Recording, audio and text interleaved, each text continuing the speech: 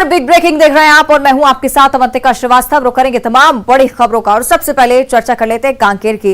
जिला निर्वाचन कार्यालय पहुंचे मोहन मरकाम। बीजेपी प्रत्याशी ब्रह्मानंद नेताम के खिलाफ शिकायत दर्ज कराने, नामांकन रद्द करने की मांग की जा रही है। आपराधिक मामला छुपाए जाने पर एफआईआर दर्ज करने की मांग उनकी तरफ से उठाई जा रही है। आपको बताते हैं कि भानु प्रतापपुर उपचुनाव में बीजेपी प्रत्याशी हैं ब्रह्मानंद नेताम और उनके खिलाफ शिकायत करने मोहन मरकाम यहां पर पहुंच रहे हैं।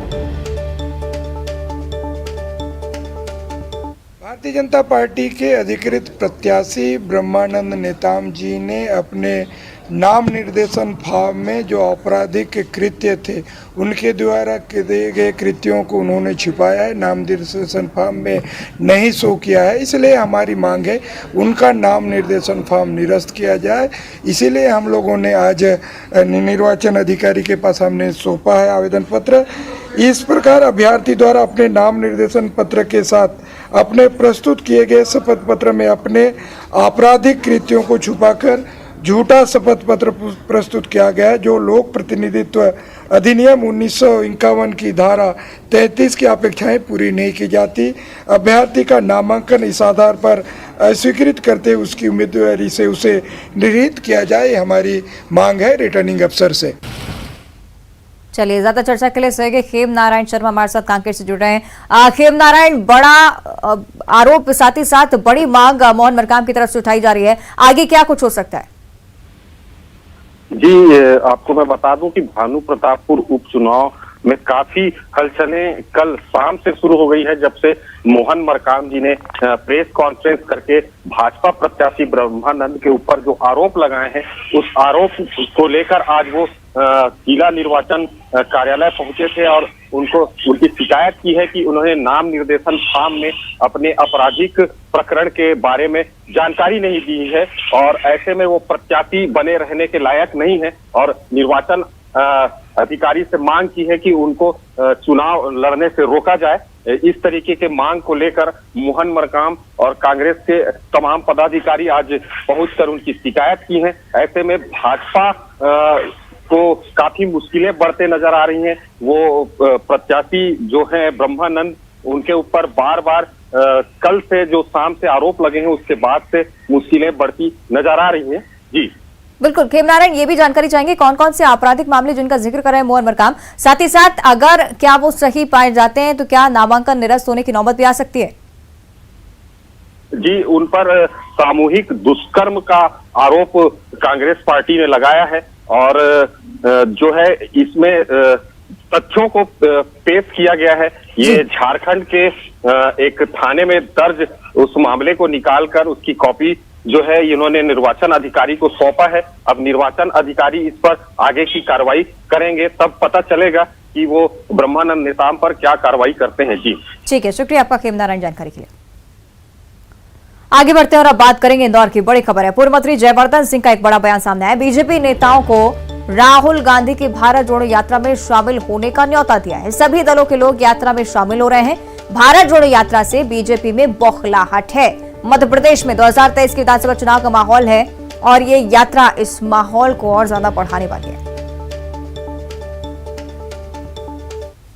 की यात्रा मध्य प्रदेश में प्रवेश करने वाली है। पूर्व मंत्री जयवर्धन सिंह उसकी तैयारियों का जायजा लेने इंदौर पहुंचे हैं। किस तरह का माहौल यहाँ पर रहने वाला है राहुल गांधी की यात्रा को लेकर? जैसा कि आप स्वयं देख रहे हैं कि सभी जगह बहुत उत्साह है लोगों में और जैसा कि अभी तक राहुल जी की यात्रा रही है, भारत जोड़ो यात्रा, चाहे महाराष्ट्र में हो, चाहे कर्नाटक में हो, केरला में हो, लाखों लोग चल रहे हैं राहुल जी के साथ पैदल और हमें भी यही एहसास हो रहा है कि जैसे राहुल जी प्रवेश करेंगे मध्य प्रदेश में बुरहानपुर जिले से परसों 23 तारीख को, तो लाखों लोग उनके साथ चलेंगे।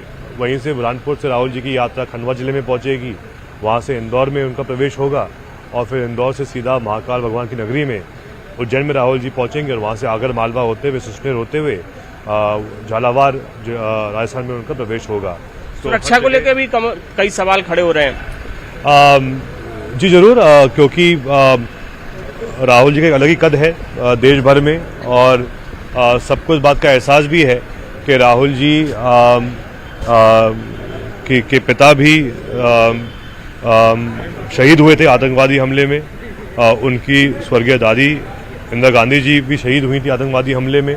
तो ऐसे जब परिवार के व्यक्ति जिन्होंने पिता को और दादी को ऐसे हमलों में खोया है, स्वाभाविक है कि उनकी जो सुरक्षा है उसका अलग ही महत्व होता है। लेकिन मुझे पूरा विश्वास है कि जो पूरा प्रशासन है मध्य प्रदेश का, उनका पूरा सहयोग हमें मिलेगा, क्योंकि आखिर जो ये यात्रा है राहुल जी की भारत जोड़ो यात्रा, इसका एक ही संदेश है, नफरत छोड़ो भारत जोड़ो। और बिल्कुल पूरी यात्रा में अहिंसा के माध्यम से एक सकारात्मक संदेश देने का प्रयास राहुल जी कर रहे हैं पूरे देश भर में। मैं तो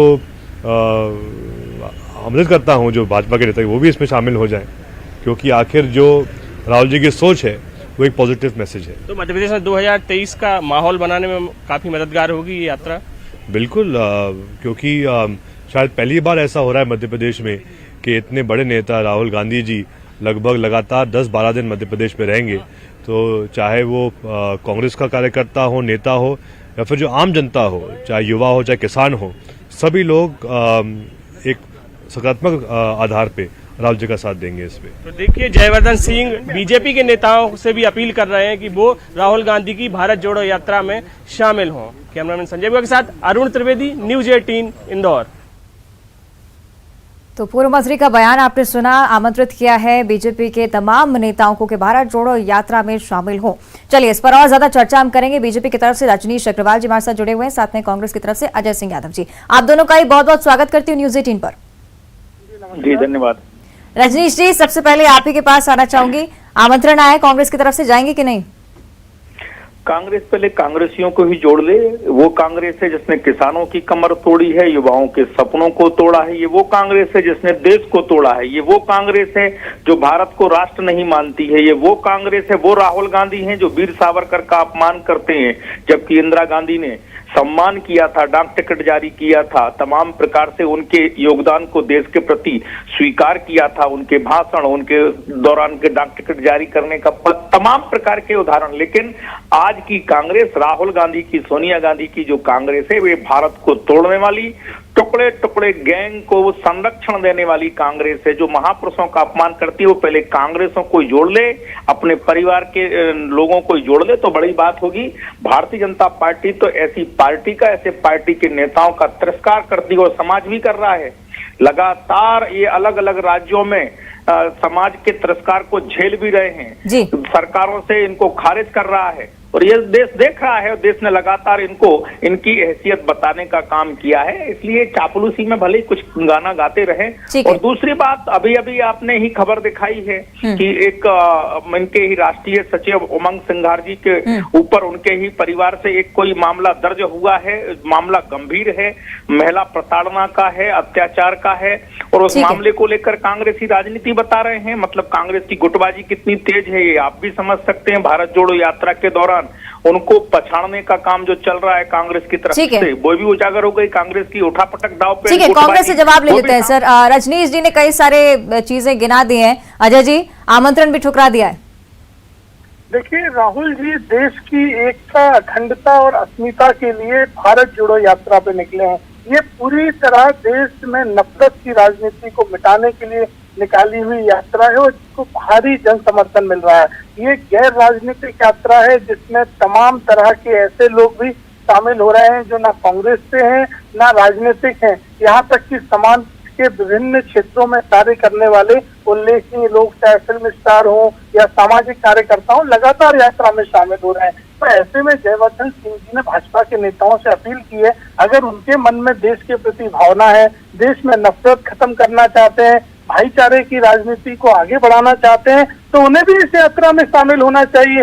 लेकिन भाजपा के नेता जहां देश में एकता, अखंडता, भाईचारे की बात आती है तो बौखला क्यों जाते हैं? भारतीय जनता पार्टी के कौन से राजनीतिक मंसूबे हैं जो बंटवारे की राजनीति? अजय जी, एक सवाल मेरा भी, कांग्रेस विधायक लोधी जी का जो बयान सामने आया बीते दिनों, हमने सबने सुना, मैं दोहराना नहीं चाहती क्योंकि जिस भाषा का उपयोग उन्होंने किया वो दोबारा बोलना मेरे लिए तो ठीक नहीं होगा। रजनीश जी ने तमाम वो चीजें भी गिनाई जो कि कांग्रेस की तरफ से लगातार बीजेपी के लिए कही जा रही हैं। हालांकि फिलहाल मैं यही जानना चाहूंगी कि एक तरफ आप आमंत्रण भी देते हैं और दूसरी तरफ चेतावनी भी आपने बीजेपी को दी कि अगर माँ का दूध पिया हो तो मैदान में आए।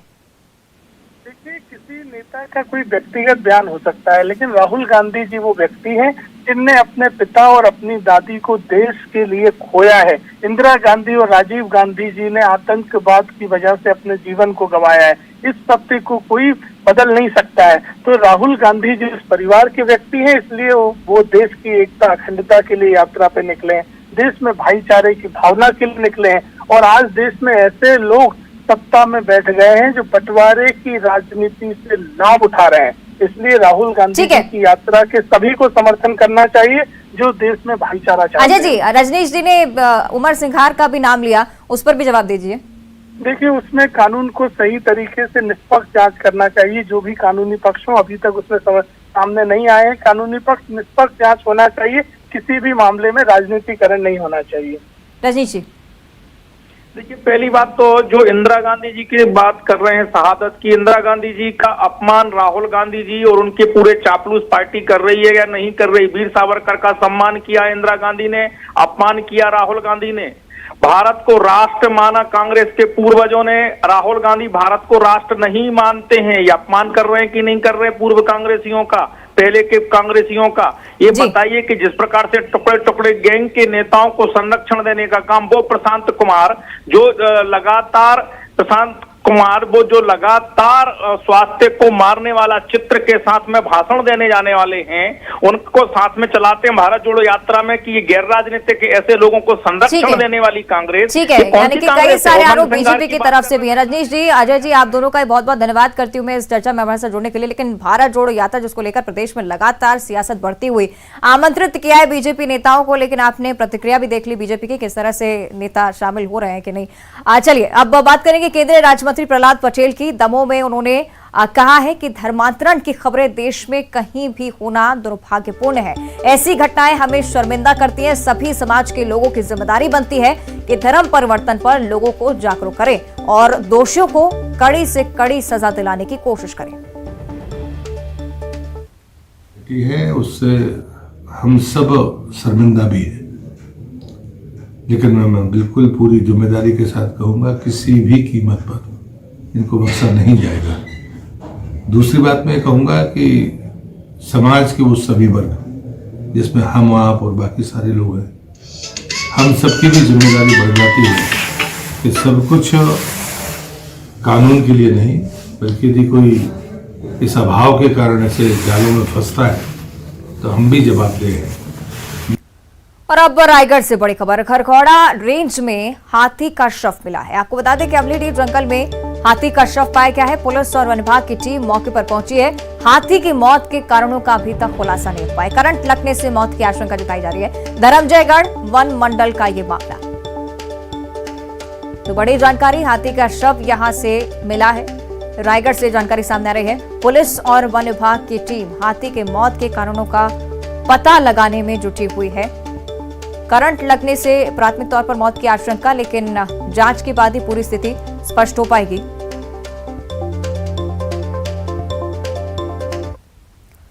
आगे बढ़ते कांकेर से बड़ी खबर है। नक्सलियों ने मोबाइल टावर में आग लगाई है। पखानजोर थाना अंतर्गत गांव के मोबाइल टावर में आग लगाई गई। कई वाहनों में आग लगाई है। बस को भी आग के हवाले किया है। घटनास्थल पर पर्चे भी फेंके हैं। पुलिस पर झूठे मुठभेड़ का आरोप लगाया गया। 22 नवंबर को बंद का आह्वान किया है। कांकेर, नारायणपुर और कोंडा गांव बंद करने का आह्वान किया गया।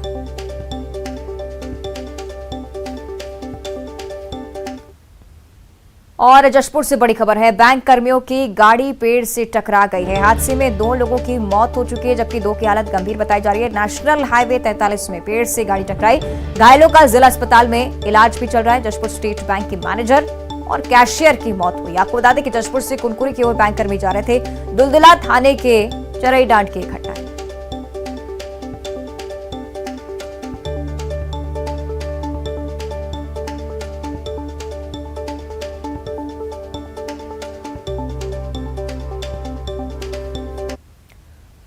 आगे बढ़ते हैं, इंदौर से बड़ी खबर है। बीच सड़क पर नशे में झूमते दिखे हैं युवक युवती। नशे में धुत 4 युवक और 4 युवतियां बीच सड़क पर हंगामा करते हुए नजर आए।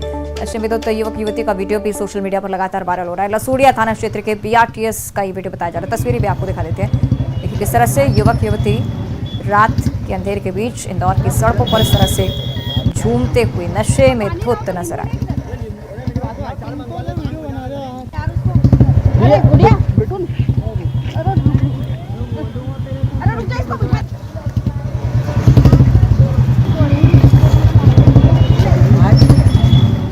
तस्वीरें आप देख रहे हैं इंदौर की, किस तरह से यहाँ पर युवक युवती नशे की हालत में सराहना मौजूद थे। कई सवाल खड़े करती हैं ये तस्वीरें, क्योंकि इस तरह से जब इंदौर में नाइट कल्चर की बात होती है तो दूसरी तरफ ऐसी चिंताजनक तस्वीरें सामने आना कई बार चुनौतीपूर्ण हो जाता है।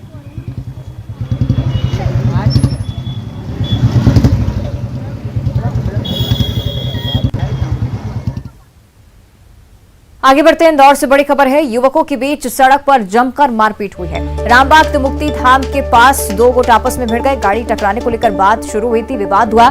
6 युवकों ने 2 युवकों के साथ जमकर मारपीट की। मारपीट का वीडियो सोशल मीडिया पर वायरल हो रहा है। एमजी रोड थाना क्षेत्र का यह मामला है। पुलिस ने केस दर्ज कर लिया है।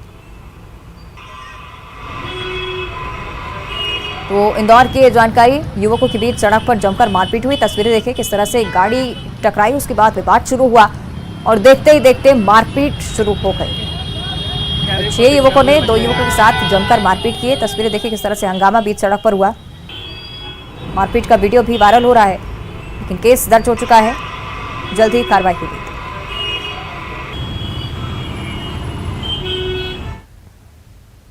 और अब रीवा से बड़ी खबर है। तेज रफ्तार यात्री बस पलटने से 13 लोग घायल हो चुके हैं। 3 मुसाफिरों की हालत गंभीर बताई जा रही है। बस का स्टीयरिंग फेल होने से हादसा हुआ है। तो बड़ी जानकारी, ये घटना जहां बस पलटने की वजह से 13 यात्री घायल हो गए। रीवा का यह हादसा, जबकि 3 की हालत बेहद ही गंभीर बताई जा रही है। अस्पताल में इलाज के लिए भर्ती कराया गया है।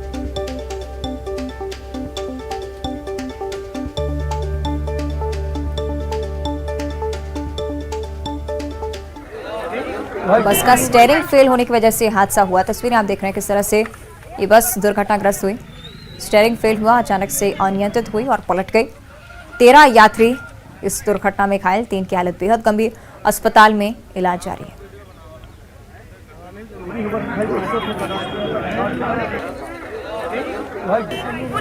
तो जैसे ये हादसा हुआ, मौके पर भी अफरा तफरी मची, हालांकि फिलहाल तमाम घायल लोगों को अस्पताल में भर्ती किया जा चुका है।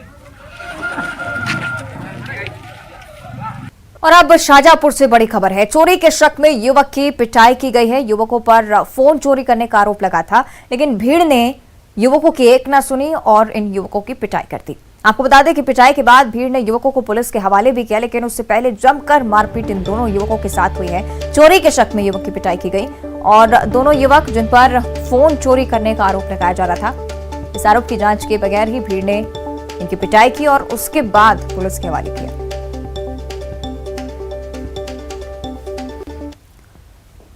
आगे बढ़ते भोपाल से बड़ी खबर है। सिंचाई परियोजनाओं में 800 करोड़ का घोटाला हुआ। ईडी ने ईओडब्ल्यू से एफआईआर की कॉपी मांगी है। ईओडब्ल्यू ने मार्च में ये एफआईआर दर्ज की थी। बिना काम 800 करोड़ एडवांस भुगतान के मामले में एफआईआर दर्ज की गई थी। Prevention of money laundering act के तहत एफआईआर की कॉपी मांगी गई है। एफआईआर की कॉपी के आधार पर ब्लैक मनी के एंगल पर भी जांच होगी। सहयोगी मनोज हमारे साथ फोन लाइन पर जुड़ रहे हैं। मनोज, क्या कुछ जानकारी इस पूरे मामले पर? जी बिल्कुल, ये पूरा मामला जो सिंचाई विभाग से जुड़ा हुआ सिंचाई परियोजना, जिसमें तमाम टेंडर जारी किए गए थे 2018 से फरवरी 2019 के बीच में, और ये टेंडर करीब जिनकी संख्या 7 थी, सिंचाई प्रोजेक्ट के तहत 3,333 करोड़ के ये 7 टेंडरों की मंजूरी मिली थी। लेकिन इसमें आरोप लगे थे कांग्रेस गवर्नमेंट के दौरान ये टेंडर में 800 करोड़ रुपए का एडवांस भुगतान बिना काम के जारी किया गया था। नियमों के विरुद्ध ये जारी किया गया था। तमाम जो मापदंड थे उनका पालन नहीं किया गया, मनमर्जी की गई। यही कारण है कि तमाम जिम्मेदारों के खिलाफ इस पूरे मामले में ईओडब्ल्यू ने इसी साल जो है एफआईआर दर्ज करने का काम किया था। लेकिन अभी फिलहाल इस पूरे मामले की जांच जो है वो ईओडब्ल्यू मध्य प्रदेश कर रहा है। लेकिन इस पूरे मामले में अब मनी लॉन्ड्रिंग जैसे एंगल पर भी जांच शुरू हुई। यही कारण है कि ईडी की एंट्री भी जो है इस पूरे मामले में हुई है और ईडी ने ईओडब्ल्यू के डीजी को पत्र लिखा और ये पत्र धन शोधन कानून की धारा 50 के तहत लिखा गया और इसमें इस पूरे मामले की जो 800 करोड़ के घोटाले का पूरा मामला, इसकी एफआईआर की कॉपी मांगी गई है। अब इस एफआईआर की कॉपी में किस तरीके के तथ्य ईओडब्ल्यू ने जांच के दौरान, शिकायत के दौरान दर्ज की है, उसको लेके अब पूरा जांच पड़ताल की जाएगी और उसके बाद जो ईडी है वो अपने स्तर पे अपने तमाम एंगलों पर इस पूरे मामले की जांच करेगी। ठीक है, शुक्रिया आपका मनोज जानकारी के लिए।